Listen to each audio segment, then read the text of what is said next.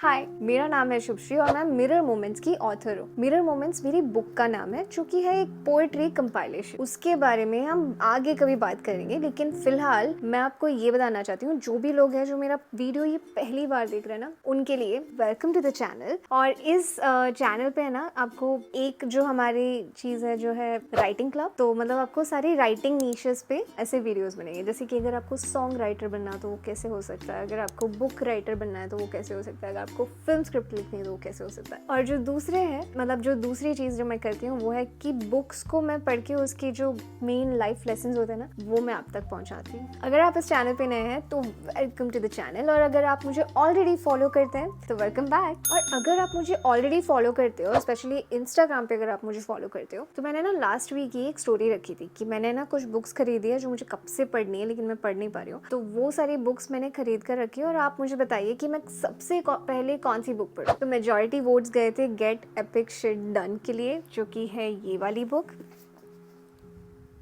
तो आज हम इस बुक के बारे में बात करने वाले हैं कि ये बुक ने हमें क्या सिखाया है, मतलब ये बुक से क्या सीखना चाहिए, कौन से वो पॉइंट्स हैं। ठीक है, first thing is format of this book. मैं अगर आपको बताऊं तो फॉर्मेट है ना, इसका कॉन्वर्जेशनल फॉर्मेट है। मतलब एक टीचर और एक स्टूडेंट के बीच की बात है कि स्टूडेंट क्वेश्चन पूछ रहा है, टीचर आंसर दे रहा है। इस टाइप का ये फॉर्मेट है। अब ऐसा ही फॉर्मेट है ना, मैंने एक और बुक में भी देखा था जो भी बहुत ही अच्छी बुक है, मैं वो भी आपको बताती हूँ, जो कि है ये वाली the courage to be disliked. इन्होंने भी वो फॉर्मेट चूज किया है जहाँ पे एक फिलोसोफर और एक यूथ दोनों एक क्वेश्चन आंसर कॉन्वर्जेशन में है, जिससे हम सारी चैप्टर्स पढ़ रहे हैं, सारी लाइफ के लेसन्स ले रहे हैं। और वैसा ही फॉर्मेट इस बुक में भी है, गेट एपिक शिट डन में। तो ये फॉर्मेट के ना प्रोज मुझे बहुत दिखे अभी की लाइफ पे, मैं बताना चाहूंगी, क्योंकि ये फॉर्मेट है ना क्वेश्चन आंसर्स, तो ये ना टू द पॉइंट हमें बात कर रहा है, ये टू द पॉइंट हमें वो रिस्पॉन्सेज मिल रहे हैं। और इसकी वजह से, क्योंकि अभी हमारा है ना, हम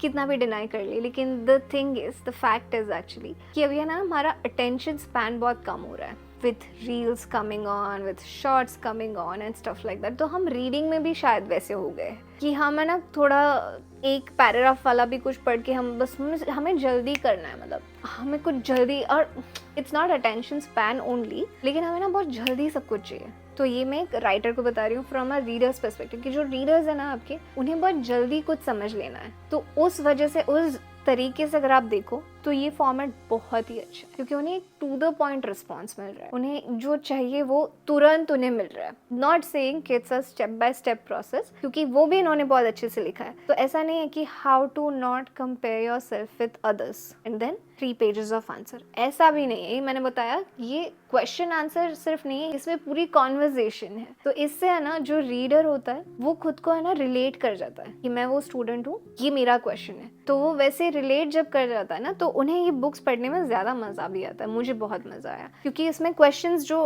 मतलब फॉलोइंग क्वेश्चंस जो होते हैं वो भी ऐसे ही है जो मुझे आते हैं, मतलब जो मोस्टली आप सब रिलेट करोगे वैसे। तो इस वजह से I think one of the points कि एज अ राइटर आपको ये फॉर्मेट अडेप्ट करना चाहिए, क्योंकि इससे है ना आजकल लोगों को ज्यादा मजा आता है और उन्हें वो टू द पॉइंट वाला फील मिलता है कि हाँ ये मेरा आंसर आ गया। तो हमारा सबसे पहला pro based on this format, sorry मैंने आपको दिखाया ही नहीं कि ये कैसे फॉर्मेट होता है। इस पेज में बहुत ही अच्छे से दिख रहा है, मैं बताती हूँ। If you can see this, यहाँ पे इस वाले पेज में है ना स्टूडेंट टीचर ये कॉन्वर्जेशंस है इस फॉर्मेट में। तो इसका सबसे पहला प्रो तो हमने जो बात की कि सबसे पहला प्रो है कि यूज़र रिलेट कर जाता है, क्योंकि उन्हें quick answers but quality answers चाहिए अपनी लाइफ को इम्प्रूव करने के लिए। जो सेकंड प्रो मुझे लग रहा है वो है राइटर्स के पर्सपेक्टिव से, जो कि है डिस्ट्रैक्शन। जब आप एक स्पेसिफिक चीज पर लिख रहे हैं ना, and that too in this way, तो आप ज्यादा डिस्ट्रैक्ट नहीं होते, आप ऑन द टॉपिक रह पाते हो। मुझे ऐसा लगता है कि जब आपको पता है कि आप ऐसे लिख रहे हो और उसमें भी कॉन्वर्जेशन है और उसमें भी हमें उनसे रिलेट करवाना है, जो मोस्टली हम सबका माइंड कहीं कहीं सेम ही चलता है, तो उन्हें क्या क्वेश्चंस होंगे, उस तरीके से अगर आप लिखोगे ना, सबको समझ आएगा कि ये लेस आपका डिस्ट्रैक्शन कम होगा, प्लस आप क्रिस्प बुक लिख पाओगे। जैसे कि अगर मैं आपको बताऊं कि ये जो बुक है, अगर आप देख सको, ये जो बुक है ना, ये इतनी बड़ी लगी मुझे जब आई थी तब, क्यों माय गॉड इतनी बड़ी बुक है। अनदर पॉइंट ऑल्सो, ये इतनी बड़ी बुक है, राइट, ऑलमोस्ट 350 पेजेस की बुक है, 60 पेजेस की है, 360 पेजेस की ये बुक है। लेकिन अरे मैं क्या बता रही थी, मुझे दूसरा पॉइंट समझ आ गया, इसलिए मैं आपको वो भी बताना चाहती हूँ। हाँ, crisp, I am so sorry. तो क्रिस्प की बात कर रही थी मैं। तो इसमें ना भले ये 360 पेजेस की है, but you understand 360 pages 36 chapters and it is very crisp. मतलब ऐसा नहीं लग रहा है कि अरे इसमें ज़्यादा बात कर ली या फिर इसमें ज़्यादा लिख दिया, ऐसा कुछ भी नहीं है। आपको to the point questions, to the point answers है, विच इज़ वेरी ग्रेट। और जो सेकेंड चीज़ मुझे समझ आई, मतलब मैं अभी ऐड करने वाली थी, वो है I would highly recommend you guys this thing, जो मुझे अंकुर वारिकू सर की बहुत ही पसंद आई, जो कि है इनकी फॉन्ट साइज़।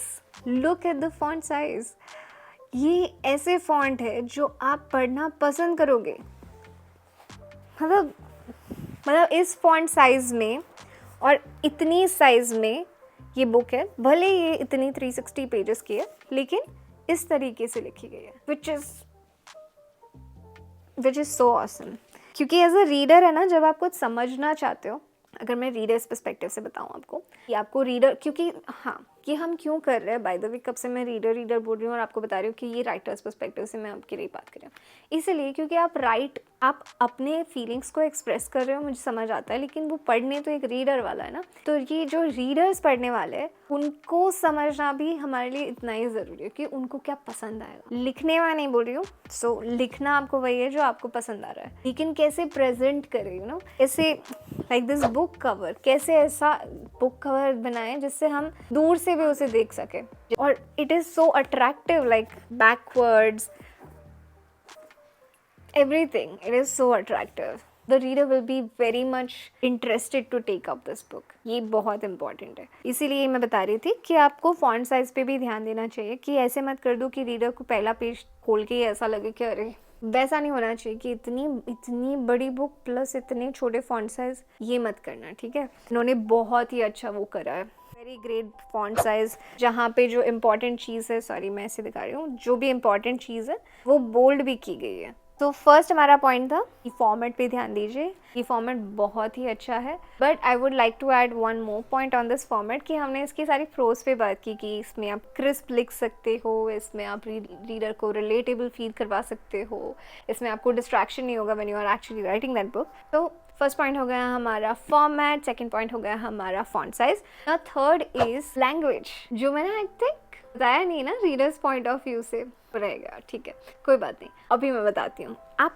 इसकी लैंग्वेज पढ़ोगे ना, it is very simple English, and I would really want to convey each and every writer, like the writer in you, कि it's not the big words but what you write, ठीक है। आप क्या बताना चाहते हो वो ज़्यादा इम्पॉर्टेंट है, ना कि एक ऐसे वर्ड्स डाल दो जो रीडर को ऐसे करके ढूंढने पड़ेंगे, 1 मिनट मुझे गूगल करना पड़ेगा कि इसका मीनिंग क्या होता है। That breaks the link, which is not good.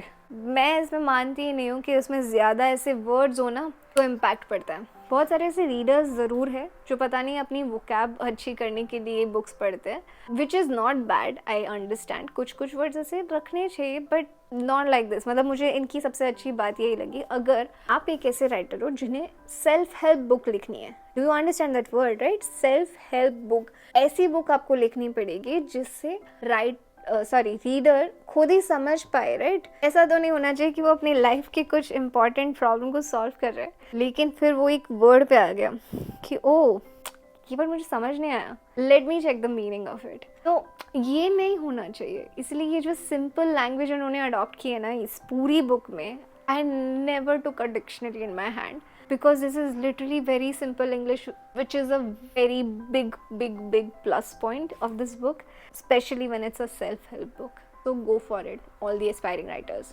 Don't get into those big words, ठीक है। उसके लिए डिक्शनरी बनाई गई है, जिन्हें वोकैब अपनी अच्छी करनी होगी वो डिक्शनरी पढ़ लेंगे। आपको स्टोरी लिखनी है, आपको आपकी फीलिंग्स एक्सप्रेस करनी है, तो आई होप आप समझ गए होंगे वो पॉइंट। तो सेकंड जो हमारा पॉइंट था वो लैंग्वेज, और जो थर्ड है जो मुझे आजकल बहुत मज़ा आ रही है, बहुत सारी बुक्स में ये सारा होता है, विच इज़ इलस्ट्रेशंस। अब मैं बहुत एक अच्छा वाला जो एनिमेटेड है वो ज़्यादा अच्छा लगेगा, लेकिन let me try if I find that one. Illustrations मतलब वो एकदम छोटे छोटे मतलब जो ड्राइंग्स होते हैं जिसमें इन्होंने लिखा ही है, ऐसा नहीं है कि सिर्फ ड्राइंग है, ड्राइंग में लिखा ही गया है, लेकिन वो ज़्यादा याद भी रह रहा है, समझ भी आ रहा है। याद नहीं करना है ऑफकोर्स, आपको एग्ज़ाम नहीं हो रही है आपकी इसमें, लेकिन आपको समझ जल्दी आ जाता है। जैसे कि हम मूवीज़ में देखते हैं ना, मूवीज़ हमें ज़्यादा याद रहती है rather than what we have read, वैसे ही इसमें है ना, जो विजुअल आपको दिखेगा ना वो आपके दिमाग में छप जाएगा। और उन्होंने बहुत ही अच्छा किया कि जो मेन पॉइंट है ना वो विजुअल में है। तो अगर मैं आपको बताऊं, वो सम वाला मैं आपको बता रही थी, कंपैरिजन वाला, तो कुछ ऐसा बनाया है। यहाँ पे अगर आप देखेंगे कि सक्सेस तभी हो रही है जो हम सोच रहे हैं, जैसे सक्सेस +1 -1, मतलब ये ऐसे पिक्चर रिप्रेजेंटेशन बहुत ही मस्त लग रहा है और इससे मुझे बहुत ज़्यादा समझ आ रहा है। सो गो फॉर इलस्ट्रेशंस। अब इलस्ट्रेशंस की बात की है तो मैं आपको ज़रूर बताना चाहूँगी, मैं एक्चुअली मतलब ऐसा नहीं है कि मैं सिर्फ आपको बोल रही हूँ और मैं खुद नहीं कर रही हूँ। हाँ, तो मैंने अपनी बुक में खुद इलस्ट्रेशंस बनाए थे कि ज़्यादा समझ आए टाइप्स। मैं आपको मेरी बुक के बारे में बताती हूँ। मैंने तो बहुत सारे बनाए थे, लेकिन अब मैं क्या करूँ, अपनी ड्राइंग की स्किल्स भी मुझे शो ऑफ करनी है, या लाइक दिस। तो मैंने भी अपनी बुक में, जो कि है मिरर मोमेंट्स, इसमें ऐसे इलस्ट्रेशंस, ऐसे ड्राइंग्स यूज़ किए हैं जिससे आपको ज़्यादा समझ आए। और ये है मेरी book, mirror moments poetry of life. मेरी बुक पे मैंने बहुत सारे वीडियोस बना लिए, इसलिए मैं अब आपको बोर नहीं करूँगी इससे, but do read that book, so do read this book also. और मैं क्या बता रही थी, जो 4 पॉइंट्स है वो मैंने आपको बता दिए, जो मुझे लगा कि इस बुक के में से लेनी ही चाहिए, मतलब सीखनी ही चाहिए फ्रॉम अ राइटर्स पर्सपेक्टिव। तो आप मुझे ज़रूर बताओ कि आज का आपको वीडियो कैसा लगा। प्लीज़ ये मत लिख देना कि बहुत लंबा लगा। आई नो थोड़ा सा लंबा हो गया, बट इट्स ओके। अगर आपको शॉर्ट कंटेंट पसंद है तो मैं शॉर्ट्स और रील्स भी बनाती हूँ, तो आप मुझे इंस्टाग्राम पे भी फॉलो कर सकते हैं। और एक और चीज़, मैंने है ना रिसेंटली अच्छे से आपके लिए प्लेलिस्ट बनाई है, जिससे आपको बहुत इजी पड़े कि आप ढूंढ क्या रहे हो। अगर आप राइटिंग के बारे में कुछ भी ढूंढ रहे हो, अगर आप राइटर्स पर्सपेक्टिव के बारे में कर रहे हो, तो मैंने एक राइटिंग क्लब का प्लेलिस्ट बनाया है, जिसमें आपको song writer, content writer, copy writer, book writer, film script कैसे लिखे, ये सारे वीडियोस मैंने एक प्लेलिस्ट में डाल कर रखे हैं, तो आप उसे चेकआउट कर सकते हैं। मैंने एक और भी चीज़ की है जिससे आपको है ना ईजी पड़े ये सारे वीडियोस ढूंढना, कि क्योंकि ये बुक के भी वीडियोस है और राइटिंग की भी वीडियोस है, तो मैंने प्लेलिस्ट बना दी है कि राइटिंग क्लब की प्लेलिस्ट एक अलग है, जिसमें अगर आप एक राइटर हो जिससे इंटरेस्ट है सॉन्ग राइटिंग में या फिर कंटेंट राइटिंग में या फिर बुक राइटिंग में, तो वो राइटिंग क्लब वाला प्लेलिस्ट देख सकते हैं। और अगर आप ये वाला वीडियो देख रहे हो तो आई एम अज्यूमिंग कि आप एक बुक राइटर तो ज़रूर हो। तो मैंने एक बुक राइटिंग पे एक बहुत ही अच्छा सा बिगिनर्स के लिए